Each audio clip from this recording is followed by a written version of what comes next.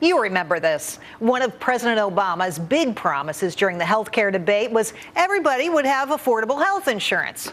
But according to the Congressional Budget Office, not so fast, Mr. President. With more on this, Republican Senator Mike Lee of Utah. Senator, always great to have you on the show. Welcome back.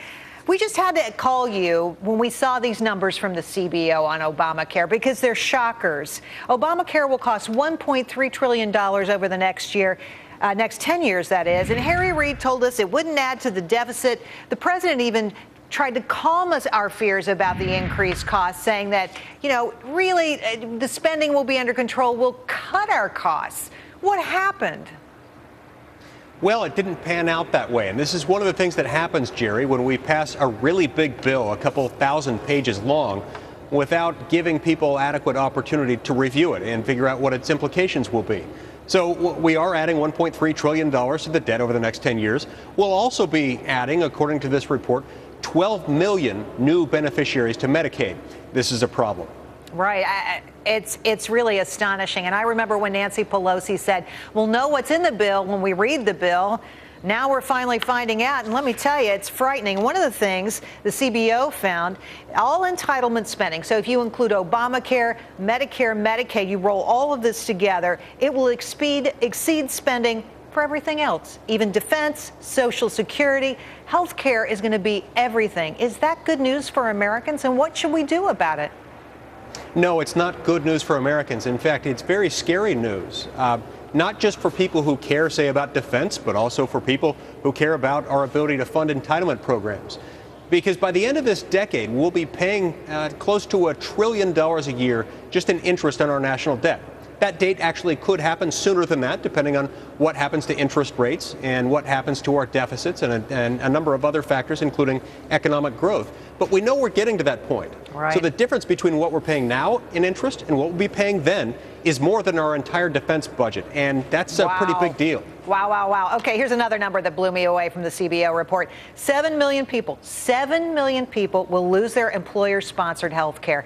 And you see how this happens. Because ultimately, that penalty you pay as an employer is less than what you would pay for full coverage. So the smart and intelligent employer says, I'm just going to let the federal government pick up the tab. This is not what we were promised. That's right. It's not what we were promised at all. And when we're told that even a modest plan under Obamacare is likely to cost an American family $20,000 a year, that's what a lot of people are going to do, not just employers, but also individuals. And so this is going to result in more people going onto some form of government support, and it's going to result perhaps in a lot of people going without health insurance.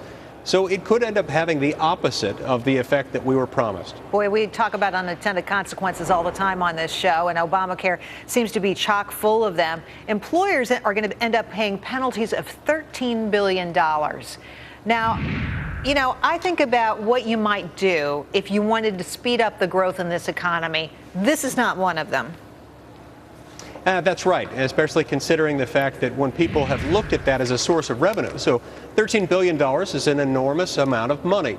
And yet we're talking about 1/100th of the total cost, the total amount of money that Obamacare is going to cost us over the next 10 years. That's going to be a problem. It's an entitlement we can't afford. But Jay Carney today said the CBO's got it all wrong. They don't know what they're talking about.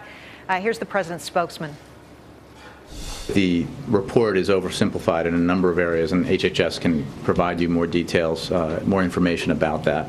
The bottom line here is that no matter where you live, on January 1st, 2014, an insurance marketplace will be up and running, and consumers will have more access to quality, affordable health insurance coverage. Senator, is the press secretary blowing smoke here? Well, I think he is, in the sense that he can speak with confidence if he wants to about this law's implementation. And yet when we're still learning what the price tag is, and we're still learning about the ancillary damage that this is leaving in its wake, we do have to wonder whether it's smart to allow this law to take effect as planned, or whether we ought to be considering, at a minimum, delaying the implementation of this law. Right. I don't know how that's going to happen, but it's an interesting thought. Senator Lee, thanks for coming on tonight. It's always great to have you on the show. Come back soon, please. Will do. Thanks, Jerry. All right, coming up, is Baltimore